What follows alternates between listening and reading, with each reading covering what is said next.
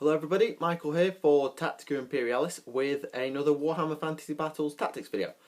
Today we're doing Law 6 from the Laws of Magic, and that is the Law of Heavens. I have played one game with the Law of Heavens against goblins. Most of the goblins, I think there might have been a troll in there as well. But I was really looking forward to using this law because I actually recorded this law a long time ago in preparation to put it up then, and after playing with it, my opinion changed massively. By that point, I'd loaned my rulebook out, so I had to wait to re-record this one. So let's go to the Law of Heavens.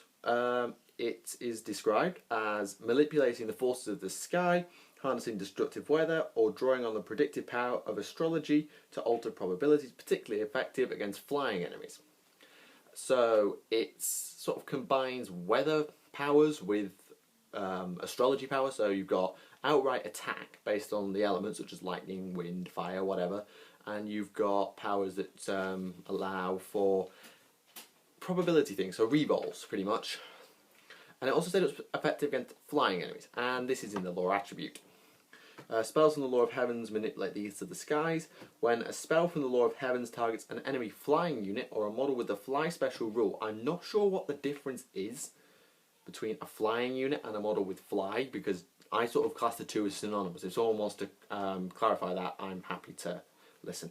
When a spell from the Law of Heavens targets an enemy flying unit or a model with a fly special rule, the target suffers D6 strength 4 hits in addition to any other effects caused by the spell. This isn't much, so although it does affect every single spell. So even if you cast like a rerolls hex spell on it, it will still take D6 strength 4 hits.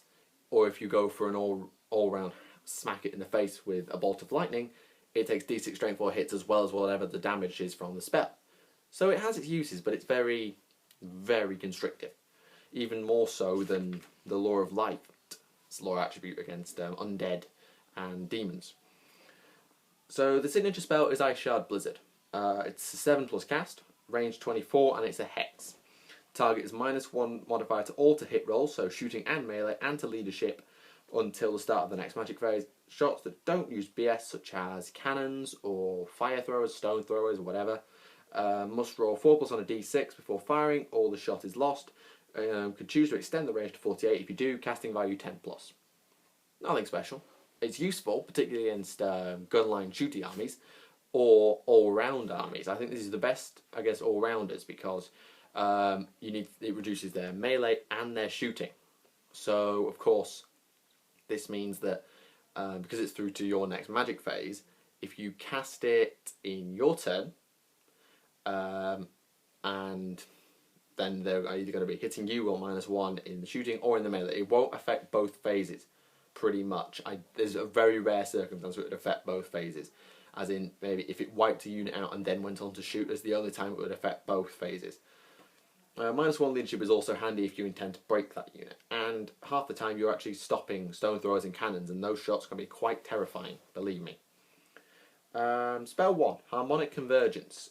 6+ cast, augment spell with a range of 24 until the start of the caster's next magic phase, yada yada yada. Target rerolls all to hit, wound, and armor saves of 1. You can choose to extend or to have it target all friendlies in 12. If you do, casting value doubles to 12+. This is a good spell. As much as it can be quite limiting in small games, it has a lot of use in big ones. Because targeting a single unit to reroll 1s, if you've got a unit like Heavy Cavalry with a 2+ armor save, that unit is now pretty much invulnerable. A rerollable 2+, you're going to lose one guy for every 36 saves you're called upon to make. And if you've got lances, it's the same with your to wound rolls, because you're probably wounding on 2s, and your to hit rolls, you're rerolling probably half of them if you're hitting on 3s, as my elves do. So that's very, very useful, and I like this. It also works well with shooting, so it basically makes BS5 guys BS10, for an example. And I think it's very useful. I do like this spell. And it's better when it's boosted, because all friendly units in 12 inches get the effect, which is why it's best in big games, because it affects more guys, and that's why it's better. In small games, not so keen. I got this spell, actually. No, I didn't. I didn't get this spell. I got one of the later spells. Wind Blast, spell 2, 7+ cast. I am not mad keen on this one. It's a magic missile, 24 inches range. The target is pushed D3 plus 1 inches directly away from the caster does not change facing. So basically, you roll a D3, add 1, and then say, right, your unit goes backwards. Well, not quite backwards, but away from my caster by that much. So if it's coming diagonally, it will be shoved diagonally. It will still be facing in exactly the same direction, so it doesn't get pushed round to face, but it's shoved away. Just basically draw your LOS, draw a line, and point them and push them down that line. Whatever that line may be. Maybe you're pushing them towards your own board edge because it's outflanked you. Who knows? If it comes into contact with impassable terrain, it stops 1 inch away and suffers D6 strength 3 hits. Nice. If it hits another unit, it stops 1 inch away and both units suffer D6 strength 3 hits. This means if it does hit one of your units, they're taking hits as well. So this is best aimed for pushing a unit into another enemy unit. It's my best application for it. Targets that cannot move, i.e. war machines, are not pushed, but they still suffer D6 strength 3 hits. So that's a nice perk. The caster can choose to summon a more powerful wind that pushes D6 plus 2 rather than D3 plus 1, effectively doubling the range. It won't always be, but 90% of the time it means the range is doubling. If you do so, the casting value is increased to 14 plus, which is good. 14 plus is hard, but if you can shove a unit 8 inches backwards, for most armies that's a march move for infantry, and for cavalry that's still a regular move, which is fine by me. It does need to be boosted though for me to be particularly useful. It'll still have a 24-inch range, but I still think it's best in its boosted form. I wouldn't really bother with it in its regular form. I'm not going to lie. Spell 3. Curse of the Midnight Wind, 10 plus casting value. It's basically harmonic convergence for enemies. So it's a hex, 24-inch range. Target must reroll all 6s to hit, wound and armor save until the start of your next magic phase. Target all enemies in 12. If you do so, casting value 20 plus. This is nice. I like this power. But again, like harmonic convergence, it's best as the game gets bigger. Because, quite simply, one unit re-rolling 6s, unless it's a Death Star unit, what's the point? Because normally, it'll still, most units hitting on 4s, you're making them re-roll a third of them, and they've still got a half chance to hit. Yeah. It's better with shooting, because it's basically takes the negative modifiers and makes it even harder, because most units now at long range at least are hitting on 5s. So if you're re-rolling half the dice and then they've got a third chance, brilliant. So it's better against shooting than it is against melee, but if it's like massed infantry who are going to have like 6 plus armor saves from, I don't know, a shield and light armor against strength 4, they're on a 6, re-rolling that 6, no complaints. You can boost the target all units in 12, but if you're having to target all units in 12 inches, then you've got a problem. If you're wizards within 12 inches of a lot of units, there's a problem there. So it's good, but if you're using it, you're in a bit of bother, though it may just get you out of a jam. I used this spell in the game I mentioned earlier, and I found it very unuseful, because I was fighting goblins, and most of the time, it didn't really come up. I mean, I was either insta-killing them, because they hadn't got any save, or they was... Actually, no. Scratch everything I just said. I had harmonic convergence, not Curse of the Midnight Wind. And again, I still found it situational. The only time I really had a use for it was my cavalry, which, albeit, kicked ass, but that's all they had a use for. So, in small games, not so keen. In small games, you're better off with the big powers. I actually can't believe I'm saying that. So, Power 4. This is Uranus Thunderbolt. It's 10 plus cast, same as Curse of the Midnight Wind. 24-inch range magic missile, D6, strength 6 hits, extend the range to 48, casting value 13. This is nice. This is a very nice spell. D6, strength 6 hits on a 10 plus. Yes, please. And if you need to boost the range, it's only one more power dice, roughly. Yes, please. I'm happy with that. I quite like this spell. It's a nice, versatile spell. It's nothing special. You wouldn't go writing home about the power of Uranus Thunderbolt. But it's good. And I quite like it. And if it was between that and Ice Shard Blizzard, I'd probably keep it. Comet of Cassandora. This was the other spell I got in that game. I ran a level 2. It's a 12 plus cast, and it's cast upon a fixed point. You don't target a unit with this. You pick a point on the tabletop and say, I'm targeting there. And you put a marker there a suitable marker. A small coin is ideal. If you've got a load spare, you could actually use dice, but I wouldn't. I just use, like, in British terms, a 1p coin is actually perfect, or possibly, I don't know, a nickel or a dime, or a 5-cent piece, wherever you're watching this. Just a suitable coin, nothing too big, nothing too fancy, just a regular small coin. And you just leave the coin there. For as long as the spell lasts, the player rolls a d6 at the start of each player's following magic phase. Each player's, not every one of yours, every player's. So that's yours, your opponent's, your next, your opponent's next, and so on and so on. On a 1 to 3, nothing happens. We'll place another marker on the first. This is why coins are ideal, because if you make a tower of dice, dice fall over. If you make a tower of coins, you have to go very, very high before it falls over.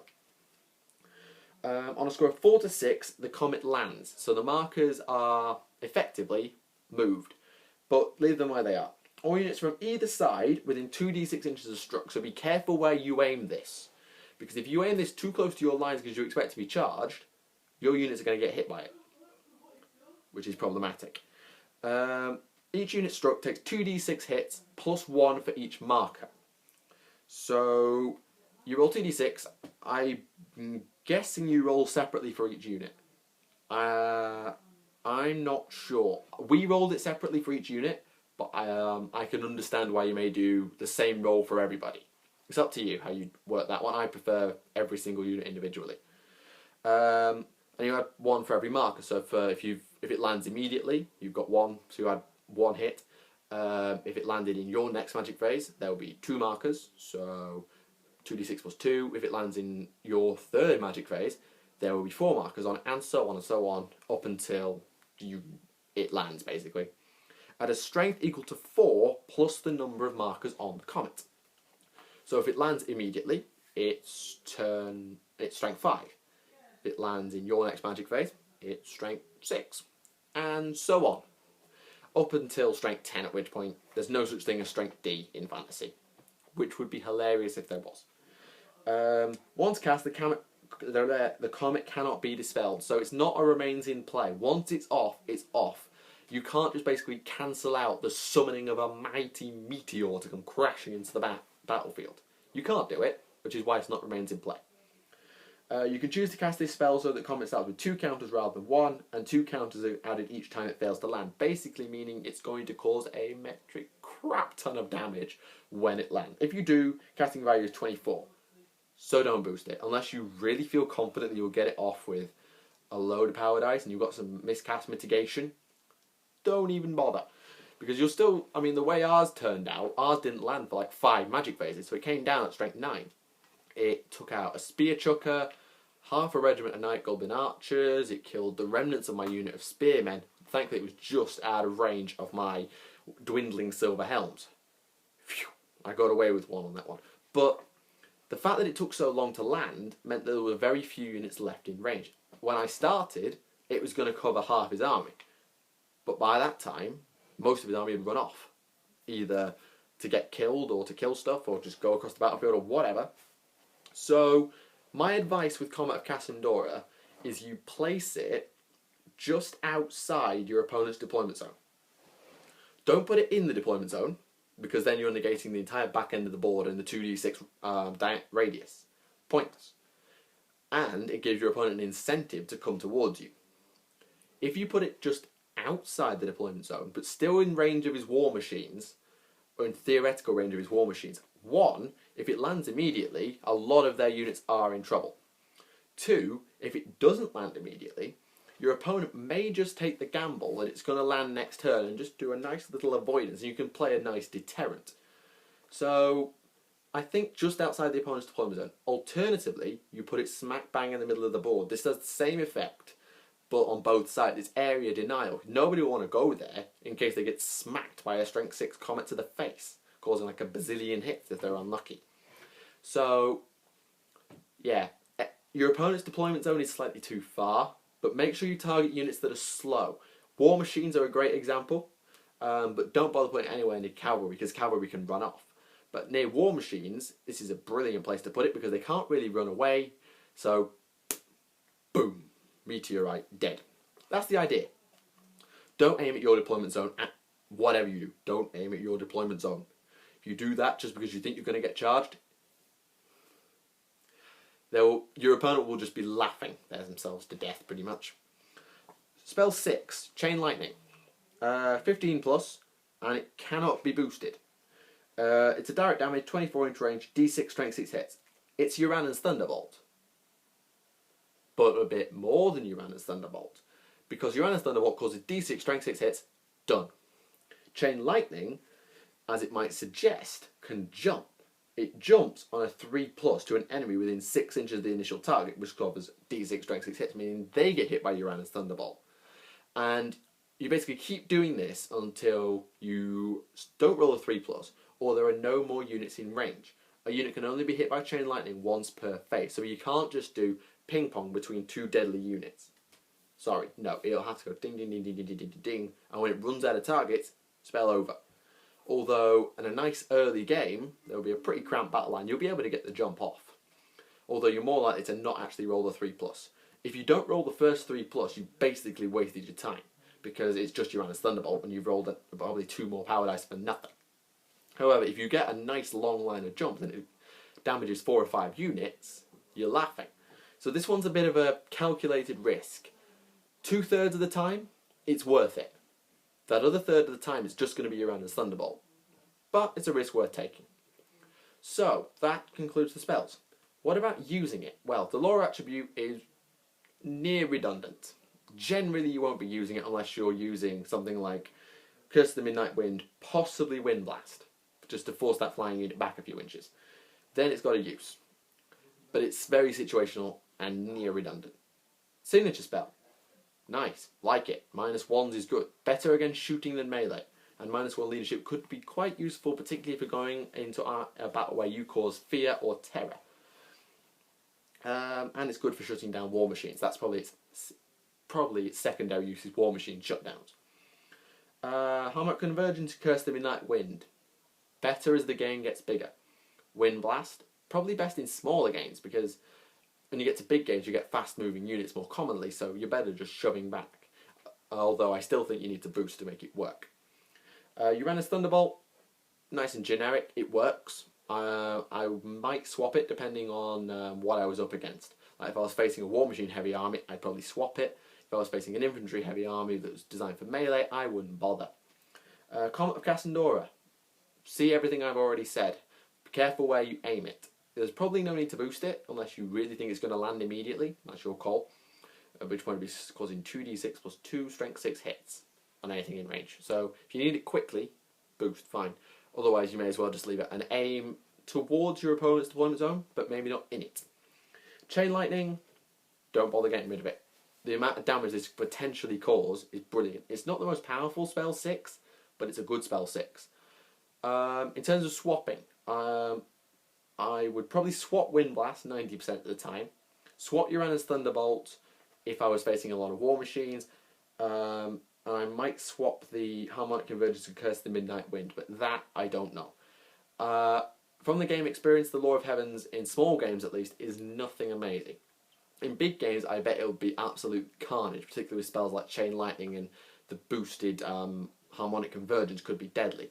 But for this, small games, not so much.